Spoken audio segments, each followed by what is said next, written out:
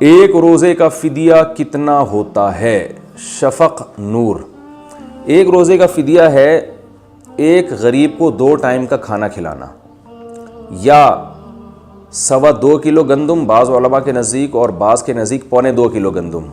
تو ہماری رائے میں 2.25 کلو والا قول زیادہ یعنی دلیل سے زیادہ قوی ہے، لیکن بہت سے علماء 2.25 کلو گندم بھی کہتے ہیں.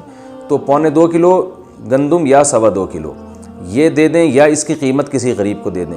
اور اگر کھجور میں دینا چاہیں، کشمش میں، تو اس کا دگنا، یعنی جتنی گندم ہے اس کا دگنا، اور یا اس کی قیمت دے دیں، تو ایک روزے کا فدیہ ادا ہو جائے گا. لیکن یاد رکھیں کہ روزے کا فدیہ اس شخص پر لازم ہے جو ساری زندگی روزہ رکھ ہی نہ سکتا ہو اور قضا بھی نہ رکھ سکتا ہو، سردیوں میں بھی نہ رکھ سکتا ہو.